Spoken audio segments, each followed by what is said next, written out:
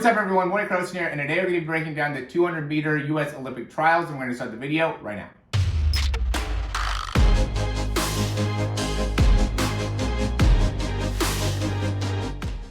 Alright, so the anticipation for this race was absolutely huge just because we already had the 100, we already had the 400, and there was just so many great sprinters that were in this. We had Erriyon Knighton really being able to compete and beat Noah Lyles already twice, so it was like, is Erriyon Knighton going to end up winning this 200 meter? And then we had Kenny Bednarik, obviously, we had Fred Curley, we had Terrence Laird, another youngster that was doing really well also, and so, you know, there's a lot of great sprinters here, and again, the anticipation was just so big because we already had the races going in the 100 and the 400, so we had a whole week to wait before we got to see the 200 meter final, and it was the last race of the Olympic trials, so it was really awesome. But anyway, going into the actual race here, big thing that stood out to me is just that start by Erriyon Knighton, right? He had such a great start going into these races, but on this one it just looked like he stood up really quickly, wasted a little bit of time in, you know, kind of how he bent there in his spine.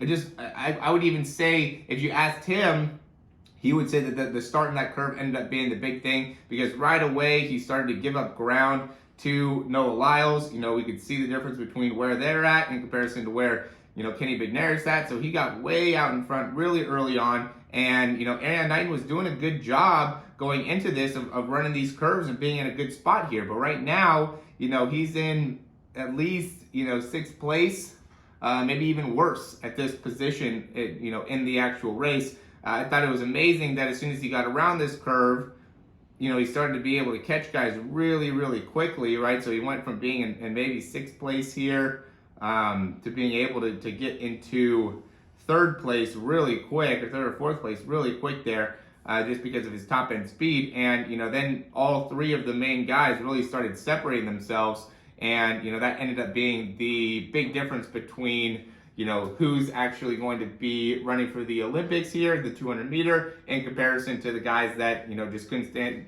show up here at the end of the race. You know, I think Fred Curley did a great job. Even though he came in 4th place, you know, I really like his mechanics and how he's sprinting here. I think he might have just been a little bit tired from everything that he'd been going through. And I also think that the 100 meter is really going to be something that he's going to be able to excel in.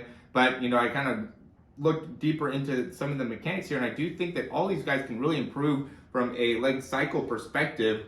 You know, like, it is tough, right? I mean, if we look at Noah Lyles, for instance, so, you know, when he's landing here at probably about 0.3, and he's back off before 0.4, so he's still under that 0.1, something that we see very, very consistently here within the top sprinters. You gotta have under 0.1 foot contact time, and that's for the 100, 200 meters at least.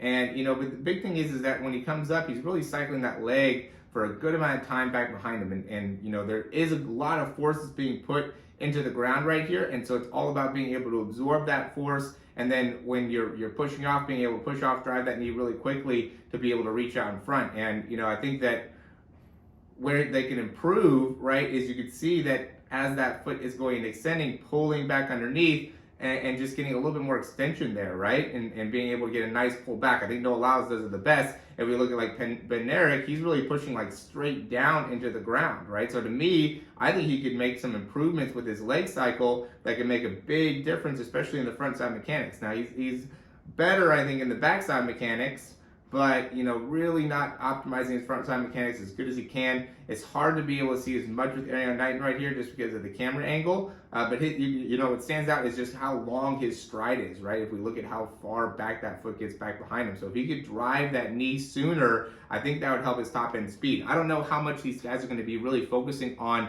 their mechanics at this stage of the, you know, training cycle, right? Because they're less than a month away from the actual Olympics. So I'm sure there's going to be a lot of traveling going on and just a lot of maintenance overall. And also, this is the 3rd day in a row of them running the 200. So they might have been a little bit tight going into this. And so, you know, maybe just being able to navigate that a little bit better could have made a difference. But, you know, big thing is these are the 3 guys that are going to be representing the United States in the 200 meters. And Noah Lyles is going in as definitely the favorite. He is the 2019 200 meter world champion. And, you know, somebody that's obviously looking like he's in great form. And, you know, I don't even think he would say that he ran his best race. You know, he took off 3 months during COVID, and so, you know, he's still getting himself back, and I think he's very happy with where he is. in the 1970s already ran as low as 19.5. So he still has a lot more to bring to the table, as I think Kenny Bednarik is, and also Erriyon Knighton. So as always, guys, if you like the information, go ahead and click that thumbs up down below. Subscribe to the channel if you haven't already. And if you have any questions, comments, recommendations, you can leave those down below. Real quick, I just want to explain some stuff within the speed breakdown and within the Zoom sessions. You know, I always am recommending you guys to try those out just because I know it's going to have a huge value for you. But the big thing with those is going to be just getting a good understanding of where, from a mechanics perspective, we need to be able to fix, and then being able to really concentrate on doing just that. So, you know, I always am reading and seeing people talk about how the strength is something that plays a huge impact in your sprinting, and you know that is true. You do need to be strong in the weight room, but the thing is that you need to be able to be strong in the weight room depending on what it is that you can improve within your sprinting cycle. You don't want to be doing deadlifts just for deadlift's sake, or you know, lunges or step ups or rear foot elevated split squats. All those things need to be really focused and concentrated based off of where you are within your mechanics, and making sure that you're putting a focus on the things that need to be improved based off of your running form, right? If you're just doing weight room exercises just to do them, then you're not going to get the same type of improvement that you will if you are able to really put a big focus on your actual sprinting mechanics and correcting it that way. So, you know, that's going to be the best recommendation for you, is to be able to do either the speed breakdown, which is $97, or the Zoom session, $75, because it's going to set you up for the future, right? It's going to be 4 weeks for the speed breakdown,